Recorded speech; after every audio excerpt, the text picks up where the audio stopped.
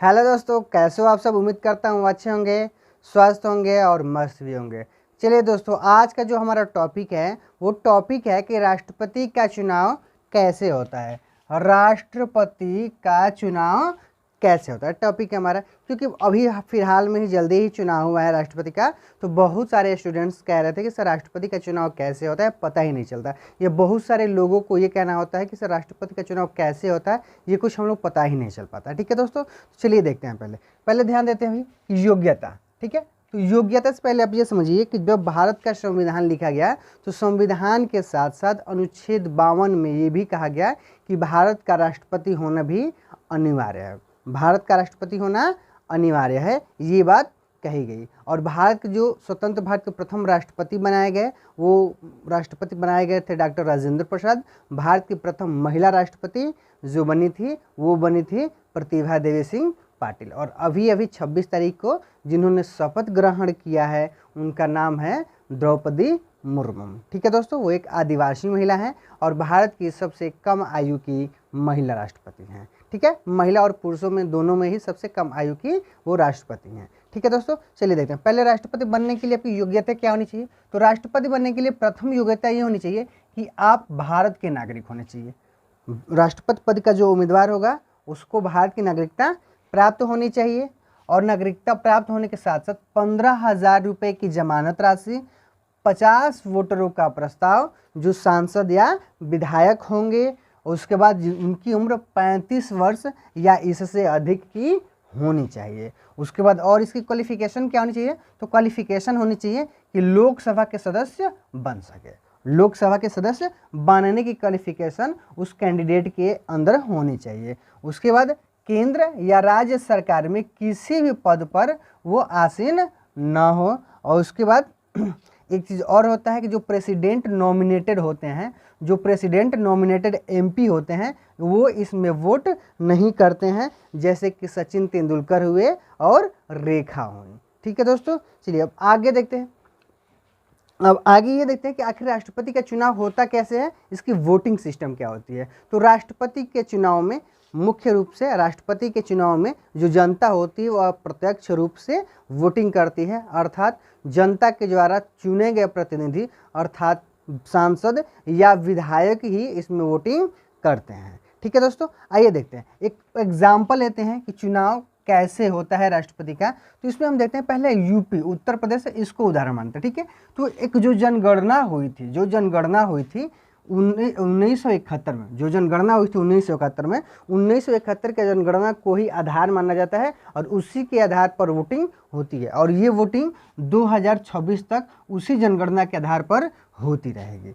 ठीक है दोस्तों, चलिए देखते हैं। पहले ये देखते हैं कि प्रत्येक जो विधायक होते हैं, विधायक जो होते हैं उनके वोट की कीमत कितनी होती है। ठीक है, पहले उत्तर प्रदेश का एग्जाम्पल लेते हैं। उत्तर प्रदेश, तो उत्तर प्रदेश में टोटल विधायक जो है, टोटल जो विधानसभा है वो 403 है। टोटल विधानसभा कितनी है, 403 है। अब हम क्या करेंगे कि उत्तर प्रदेश की जनसंख्या, उत्तर प्रदेश की जनसंख्या जो 1971 में, जो 1971 में, ठीक है, जो 1971 में थी उसको लेंगे। तो 1971 में जो जनसंख्या थी वो अपनी इतनी थी, कितना, तो 8,38,49,775। ये उत्तर प्रदेश की जनसंख्या थी कब, 1971 में, क्योंकि हमें 1971 को ही आधार मानना है। अब उसके बाद क्या करेंगे कि बटा 403, 403 क्या है, ये विधानसभा, जो विधानसभा है उसकी संख्या अर्थात विधायकों की संख्या, और गुणे 1000। जब इसको हम हल करेंगे तो अपना आएगा 208.06, 208.06। ठीक है, इसको हम राउंड फिगर मान लेंगे 208, राउंड फिगर मान लेंगे 208। अब हम यहाँ निकालते हैं उत्तर प्रदेश में कुल विधायकों के वोट की कीमत। अब उत्तर प्रदेश के जो कुल विधायक हैं, ठीक है, उनके वोट की कीमत जो निकालते हैं। ठीक है, ये जो 208.6 आया है ये क्या है, तो ये एक विधायक के वोट की कीमत है। ये क्या है भाई, एक विधायक के वोट की कीमत है। 208 क्या है, एक विधायक के वोट की कीमत है। और अब हम क्या करेंगे, उत्तर प्रदेश में कुल कितने विधायक हैं, ठीक है, कुल कितने विधायक हैं उनमें, और फिर 208 जो हम एक विधायक की वोट की कीमत निकाले हैं इसमें गुणा कर देंगे। इसमें क्या कर देंगे, गुणा कर देंगे। तो गुणा करने के बाद जो अपना आएगा वही हो जाएगा क्या, उत्तर प्रदेश के विधायकों के वोट की कीमत, अर्थात जब गुणा करेंगे तो कितना हो जाएगा 83,824। और 83,824 क्या है, ये उत्तर प्रदेश के विधायकों के, उत्तर प्रदेश के विधायक जो हैं उनके वोट की वैल्यू है। टोटल ओवरऑल विधायकों की वोट की वैल्यू है कितने, 83,824। ऐसे ही हम हर अलग अलग जो प्रदेश हैं उनके वोटों की कीमत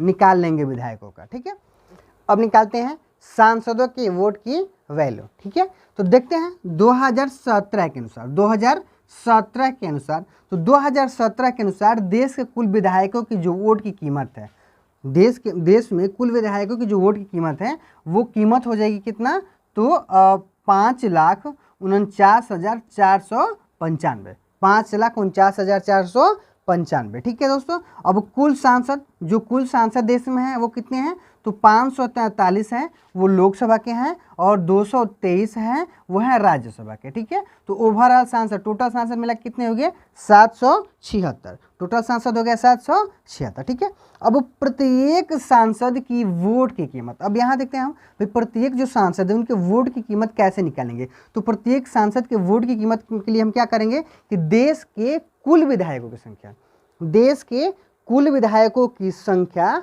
बटा देश के कुल विधायकों की वोट की कीमत, देश के कुल विधायकों की वोट की कीमत बटा 776, अर्थात सांसदों की संख्या, लोकसभा और राज्यसभा मिला के दोनों। ठीक है, तो दोनों को जब हल करेंगे, जिसको हल करेंगे तो कितना आ जाएगा अपना 708, राउंड फिगर करके 708 आ जाएगा। ठीक है, तो 708 जो है वो एक सांसद के वोट की कीमत है। 708 क्या है, तो एक सांसद के वोट की कीमत। ठीक है, अब यहाँ कुल सांसदों की वोट की कीमत, कुल सांसदों की वोट की कीमत के लिए क्या करेंगे हम, 708 जो एक सांसद की वोट की वैल्यू है और 776 जो कुल सांसदों की संख्या है, इसको गुणा कर देंगे और गुणा करने के बाद जो भी वैल्यू आएगी, मतलब कौन कितनी वैल्यू आ जाएगी, 5,49,408। तो 5,49,408 जो 8 है, यही है लोकसभा के सांसदों की वोट की वैल्यू।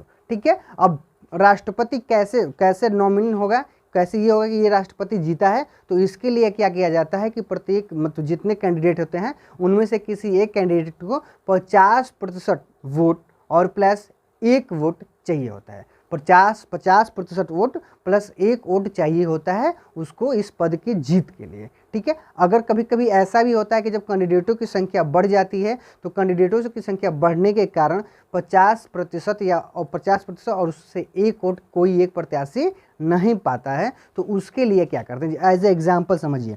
जैसे मान लीजिए चुनाव हुआ, चुनाव में 4 कैंडिडेट खड़े हुए, चुनाव में 4 कैंडिडेट ए, बी, सी और डी खड़े हुए हैं। ठीक है, और टोटल जो वोट इनको जो वोट मिला है, ए को मिला है 200, बी को मिला है 300, ठीक है, और इसको मिला है 250 और इसको भी मिला है 250। ठीक है, टोटल हो गया कितना, 1000। कितना हो गया, 1000। और जबकि एक प्रत्याशी को कितना चाहिए था, कम से कम 1000 का आधा कितना हो जाएगा, 500 और प्लस एक वोट चाहिए इसको जीत के लिए। ठीक है, इसको राष्ट्रपति बनने के लिए। तो अब यहाँ क्या किया जाता है, तो यहाँ एक नियम लगाया जाता है और नियम ये लगाया जाता है कि जिसकी सबसे कम वैल्यू होगी, जिसकी सबसे कम वैल्यू होगी, जैसे मान लीजिए इसका हो गया कितना 251, 200 इसका 51 था मान लेते हैं और इसका 49। ठीक है, तो अब क्या किया जाएगा कि जिसकी सबसे कम वैल्यू होगी, जिसकी सबसे कम वैल्यू होगी उसको हटा दिया जाएगा, उसको क्या किया जाएगा, हटा दिया जाएगा। अब कितना हो गया,